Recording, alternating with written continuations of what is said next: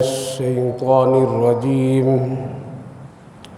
بسم الله الرحمن الرحيم. ولا تنكحوا المشركات حتى يؤمن ولأمة مؤمنة خير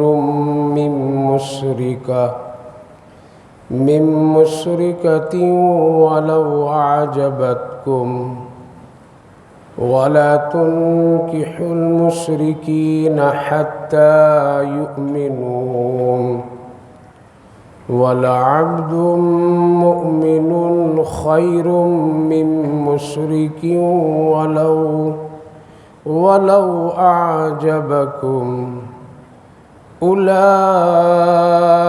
يدعون إلى النار والله يدعو إلى الجنة والمغفرة بإذنه ويبين آياته للناس لعلهم يتذكرون.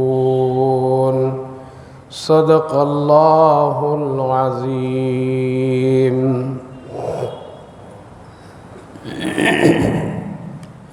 ولا تنكحوا المشركات حتى يؤمن، اور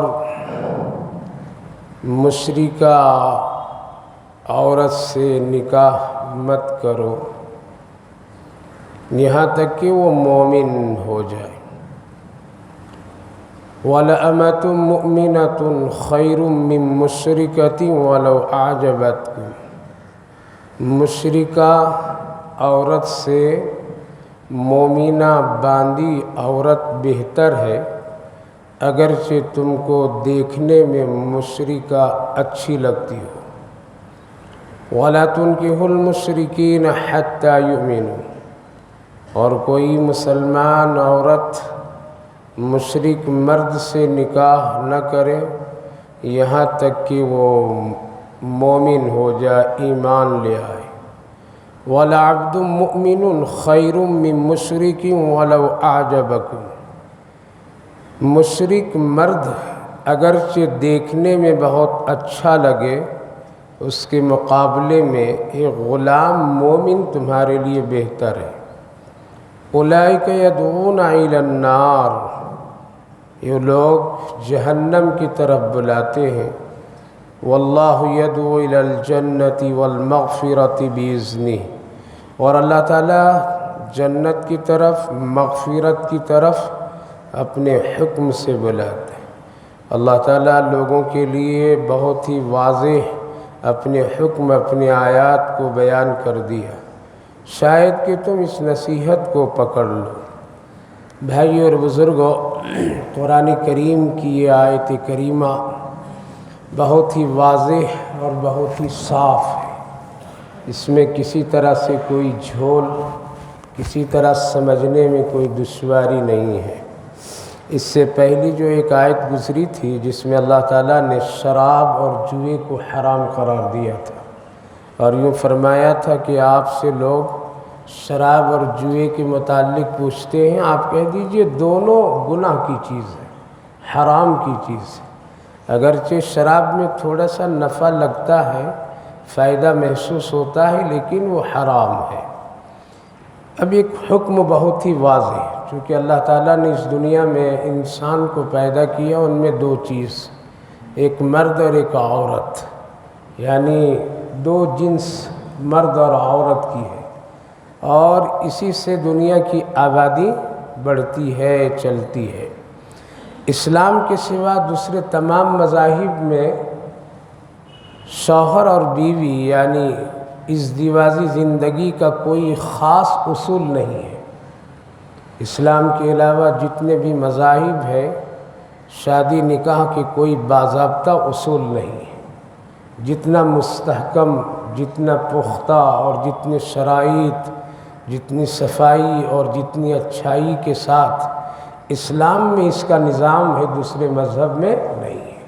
اس لیے آج پوری دنیا کا ایک جائزہ لیا جائے تو اسلامی ایک ایسا مذہب ہے جس میں فیملی یعنی گھریلو معاشرتی زندگی ایک بڑی خوبصورت زندگی ہے، اور بڑھاپے تک کہ اس کو اپنایا جاتا ہے، یعنی آخری دم تک کہ اس کو نبھانے کا حکم دیا جاتا ہے۔ باقی دوسرے مذاہب اور دوسرے تمام تعلقات سے اگر غور کیا جائے تو وہ ایک وقتی جوڑا جاتا ہے، فائدہ ہو جائے قصہ ختم، فائدہ اٹھا لیا جائے معاملات ختم، بوڑھے ہو جائیں تو اس سے تعلقات ختم، غریب ہو جائے تو تعلقات ختم۔ مثلا کہیں رشتے مالداری کو دیکھ کر کے کیا جاتا ہے، اگر مالداری ختم ہو جائے تو پھر رشتے ختم ہو جاتے۔ کہیں حسن کو دیکھ کر کے کیا جاتا ہے، جب تک کہ حسن ہے دونوں کا معاملہ ٹھیک ٹھاک ہے، حسن میں کوئی کمی آ گئی تو معاملات ٹوٹ جاتے ہیں۔ کبھی صحت کو دیکھ کر کے رشتے کیے جاتے ہیں، اگر ان دونوں میں سے کوئی ایک بیمار ہو گیا تو رشتہ ختم ہو جاتا ہے۔ لیکن اسلام کا ایسا طریقہ ہے، اللہ کا بنائے ہوا ایسا قانون ہے، اور ہم سب کے آقا نبی کریم علیہ السلام کا اتنا شاندار دستور اور طریقہ ہے، یوں فرمایا نکاح کرو تو موت تک کے لیے کیا کرو۔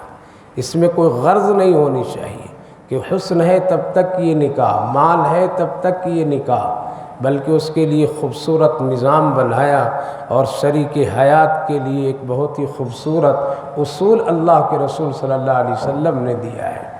اس کے ساتھ ساتھ اللہ نے اس رشتے کو جوڑنے کے لیے جو بنیادی ستون اور بنیادی چیز بنایا وہ ایمان بنایا، کہ تم جڑنے سے پہلے دیکھو تمہارا دونوں کا دین ایک ہے یا نہیں ہے۔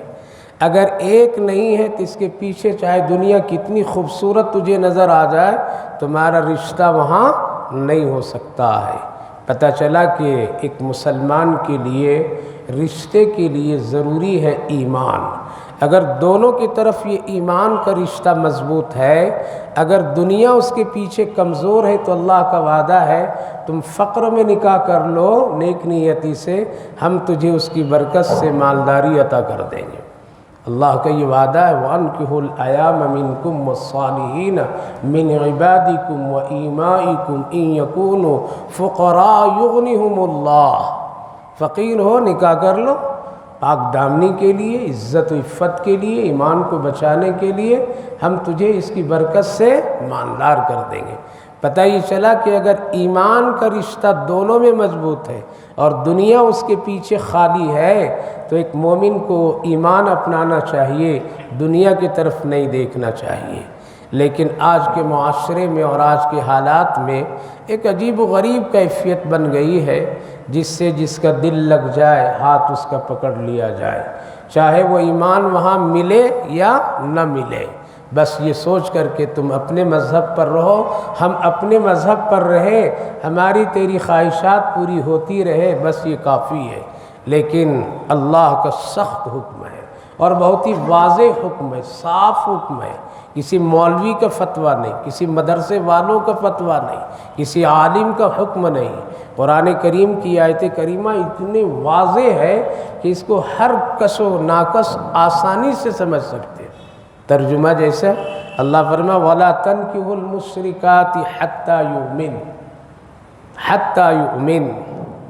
کیا فرمایا اللہ تعالیٰ نے کہ اے مردو مت کسی کافرہ مشرکہ عورت سے نکاح کرو یہاں تک کہ وہ مسلمان بن جائے، تبھی تم نکاح کر سکتی ہو۔ اگر خدا نخواستہ کوئی اس نظریے سے نکاح کر لیا، تم اپنے مذہب پر چرچ میں چلی جاؤ، ہم اپنے مذہب کے مطابق عید اور بقرعید مسجد میں منا لیں گے اور دونوں ساتھ ساتھ زندگی گزاریں گے قرآن کی اس روشنی کے حکم سے، وہ دونوں زنا میں مبتلا ہے، پوری زندگی وہ گناہوں میں مبتلا رہیں گے۔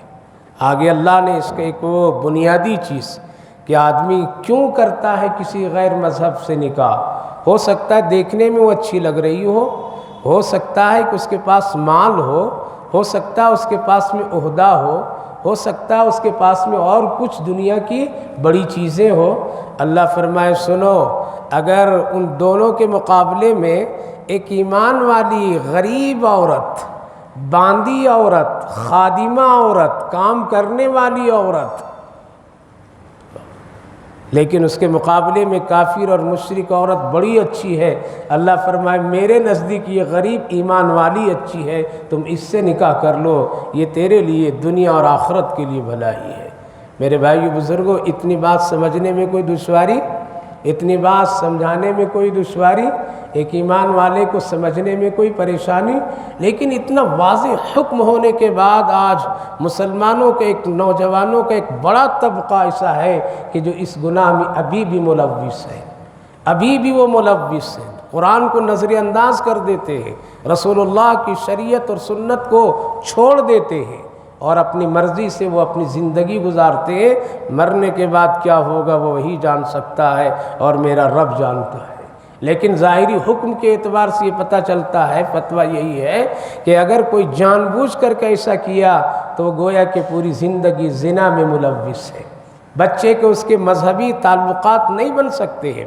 اگر کافر عورت ہے تو وہ کہے گی میرے مذہب کے مطابق میرے بچے کو چھوڑ دو، مسلمان کہے گا کہ میرے مذہب کے مطابق میرے بچے کو چھوڑ دو، اس کی زندگی نہ ادھر کی رہے گی نہ ادھر کی رہے گی، اور پھر وہ غیر مذہب والا بن کر کے ایک دہریہ بن جائے گا۔ اس لیے اللہ تعالیٰ نے اس اصول کو بڑی واضح اور اصول کو پختہ بنا کر کے پیش کیا۔ آگے حکم دیا وَلَا تُنْكِحُوا الْمُشْرِكِينَ حَتَّى يُؤْمِنُوا، اور کوئی مسلمان عورت کسی مشرک مرد سے نکاح نہ کرے جب تک کہ وہ ایمان نہیں لائے۔ اگر اس کے مقابلے میں غریب، مزدور، مسکین، فقیر مسلمان ایمان والا ہے تو اے مسلمان عورت تیرے لیے یہ بہتر ہے اس مالدار اور خوبصورت کافر سے۔ یہ اللہ واضح فرما رہا ہے۔ پھر ان کے دونوں بنیادی چیز کیا ہے، کیا ہوگا نقصان، اللہ اس کو بھی بتا رہا ہے۔ کیوں؟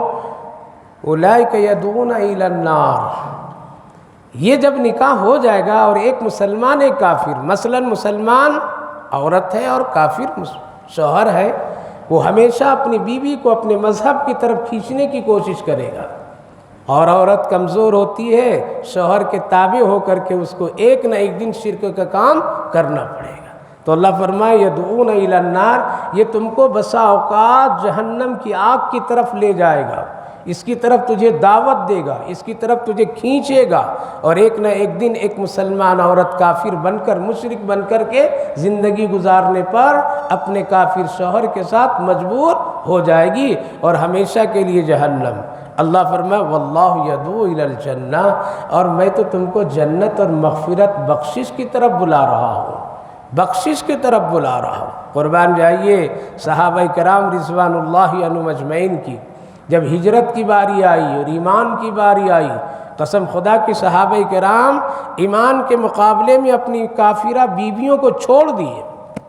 تجھے پرواہ نہیں ہے تیری، ہمیں ایمان چاہیے، دن دولت مکے کے سب چھوڑ دیے، ترک کر کے نکل پڑے، اور صاف صاف کہہ دیے اگر اسلام کے ساتھ میرے ساتھ زندگی گزارنی تو آؤ، ہم تجھے ساتھ میں رکھیں گے، اور اگر اسلام کے ساتھ نہیں تو مجھے تجھے قبول نہیں ہے۔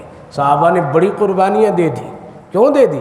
اگر یہ جائز کی شکل ہوتی کہ تم اپنے مذہب پر، ہم اپنے مذہب پر، تو صحابہ اپنی بیویوں کو مکہ میں چھوڑ کر کے بے یار و مددگار محمد عربی صلی اللہ علیہ وسلم کی خدمت میں نہیں آتے۔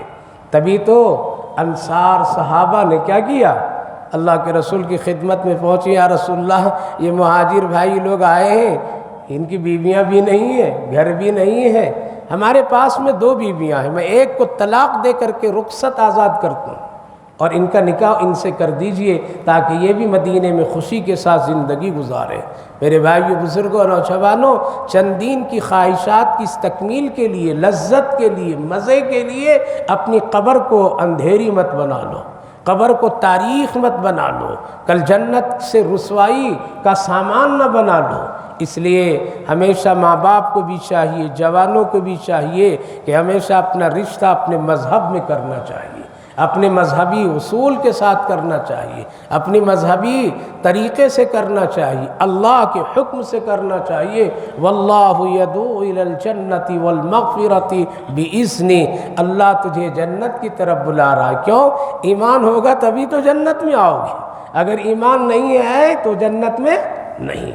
آج کہا تو جاتا ہے کہ یہ مسلمان ہے، لیکن اس کے پیچھے بھیانک ایک تاریخ ہے کہ ان کی نسلیں کفر میں ہیں، ان کی نسلیں کفر میں ہیں۔ سیاسی حضرات کے سینکڑوں مثالیں دیکھ لیجئے، فلمی دنیا میں کام کرنے والوں کو دیکھ لیجئے، نام ہے مسلمان کا لیکن اس کے پیچھے اس کے حالات کفر کا ہے پورا کا پورا۔ ایسے بہت سارے ایسے مسلمان گھرانے کے لوگ بھی ہیں کہ اس طرح سے قبول کر رہے، چل رہے، پھر رہے۔ میرے بھائیو بزرگوں، دنیا کی یہ لذتیں چند دنوں کے لیے ہے، آخرت کے لیے ہمیشہ ہمیشہ رسوائی ہے اس کے پیچھے۔ اس لیے جائز طریقے سے اپنی خواہشات کو پوری کرنی چاہیے، جائز طریقے سے اپنے نکاح کو عمل میں لانا چاہیے، اپنے اولاد کو اس کی تعلیم دینی چاہیے، اس کا نقصان کیا ہے، قرآن کا حکم کیا ہے، قرآن کا فتویٰ کیا ہے۔ اس لیے یہ آیت کریمہ کا تذکرہ کبھی کبھی اپنے گھر میں اپنے بچوں کے ساتھ کیا کیجیے، اپنے بچوں کے ساتھ کیا کیجیے۔ صحابہ کرام رضوان اللہ عنہم اجمعین کے دور میں کتابیہ یعنی اہل کتاب جس کو کہتے ہیں، اور اہل کتاب میں سے یہودی اور عیسائی، حضرت عمر رضی اللہ عنہ کے دور تک کے مسلمان ان لوگوں سے نکاح کرتے تھے، چونکہ ایک مسئلے میں یہ لوگ مسلمان کے ساتھ تھے، اللہ ایک ہے، میرا بھی اللہ ایک ہے۔ وہ بعد میں حضرت عیسیٰ علیہ السلام کا بیٹا کا بات آتا ہے، لیکن ایک مسئلے میں بالکل۔ دوسرا مسئلہ مرنے کے بعد زندہ ہونا ہے، آخرت پر اس کی بھی یقین ہے، ہم لوگوں کو بھی یقین ہے، اس لیے ان کی بھی تدفین، ہم لوگوں کے بھی تدفین کا عمل ہوتا ہے، اگرچہ الگ اصول کے ساتھ میں۔ اس بنیاد پر عیسائیوں اور یہودیوں سے مسلمانوں کا نکاح کرنا حضرت عمر رضی اللہ عنہ کے دور تک گنجائش تھی، لیکن جب آپ نے دیکھا کہ اگر یہ سلسلہ رہا تو یہودی اور عیسائی مسلمانوں کے گھروں میں اپنی عورتوں کو بطور سازش کے بھیج کر کے مسلمانوں کے راز لے کر کے اسلام کو نقصان پہنچا دیں گے، لہذا حضرت عمر رضی اللہ عنہ نے پابندی لگا دی ہے کہ اب آج کے بعد میں کوئی مسلمان کسی عیسائی یہودی کے گھر سے نکاح نہیں کر سکتا ہے۔ اس لیے میری دور نگاہ تک جا رہی ہے، اگر یہ سلسلہ رہا تو آگے بڑے خطرے ہیں، اور آج وہ خطرے ہم لوگ محسوس کر رہے ہیں۔ سعودی عرب جہاں اس طرح کے سینکڑوں حالات اور مثالیں آج موجود ہیں۔ ہمارے ملک میں خود ہی جب مغلیہ دور کا حکومت ہے تو مغلیہ دور میں جو ہمارے بادشاہ گزرے ہیں وہ کیوں اتنے ٹھاٹ باٹ زندگی اختیار کر لیے، اور پھر اپنے آپ کو کس طرح شاہانہ زندگی میں ملوث کر کے اللہ اور اللہ کے رسول کے حکموں کو پامالی کیے۔ ان کے پیچھے ایک یہی چیز تھی کہ وہ غیر مذہب کی عورتوں سے اپنے نکاح کو جائز سمجھ لیے تھے۔ اس لیے میرے بھائیو بزرگوں، دنیا کے لیے بھی فتنہ ہے اور آخرت کے لیے بھی فتنہ ہے۔ صبر، سکون، اللہ آخرت کے لیے بہترین اجر رکھا، اسی لیے فرمایا واللہ یدعو الی الجنۃ والمغفرۃ باذنہ، اللہ تم کو جنت، بخشش، مغفرت کی طرف بلا رہا ہے، آؤ اس حکم کی طرف، کفر کی طرف مت جاؤ، جہنم کی آگ کی طرف مت جاؤ۔ اور اللہ نے واضح طور پر صاف صاف بیان کر دیا ہے، اب اس کو سمجھنے کے لیے کوئی دشواری نہیں ہے۔ لعلہم یتذکرون، لعلہم یتذکرون، شاید کہ تم اس سے نصیحت حاصل کر کے ایک خوبصورت زندگی گزارو، شاید کہ اس نصیحت کو پا کر کے تم ایمان والی زندگی اختیار کرو۔ یہ اللہ کا حکم ہے، قرآن کا حکم ہے، کسی مولوی کا فتویٰ نہیں ہے کہ اس میں یہ کہا جائے گا کہ کسی مصلحت یا کسی سازش کے طور پر میں یا ملک کو بگاڑنے کے لیے اس طرح حکم دے رہا ہے۔ یہ اللہ کا واضح حکم ہے، اور جو حکم واضح ہو اس میں کوئی اگر مگر کرنے کی گنجائش نہیں ہوتی ہے۔ خلاصہ یہ اس آیت کریمہ کا، ایمان سب سے بڑی چیز ہے۔ جس نے ایمان کو اختیار کیا اس کے پیچھے دنیا اگر خالی ہے تو اللہ اس کے لیے کوئی پریشانی نہیں بناتا ہے، اور اگر ایمان نہیں ہے اور دنیا بہت ہے تو دنیا تھوڑی دیر چمک جاتی ہے، لیکن آخرت ہمیشہ کے لیے محروم آدمی ہو جاتا ہے۔ اس لیے ہمیشہ جائز طریقہ اختیار کیجئے، شریعت کے مطابق زندگی گزارنے کی کوشش کیجئے، اپنے بچوں کی نکاح کے سلسلے میں ایمانی رشتے کو پسند کیجئے، تقوی اور ایمان کی کیفیت کو سمجھیے اور اس کی اہمیت دیجئے۔ اسی میں بھلائی ہے اور اسی میں خیر ہے۔ اللہ آپ کو بھی توفیق دے، ہمیں بھی توفیق دے۔ عمرے کے سفر سے واپسی ہوئی، مسلسل 3 ہفتے غیر حاضری ہوئی۔ کتنے؟ 3 ہفتے غیر حاضری آپ حضرات سے۔ اچانک یہ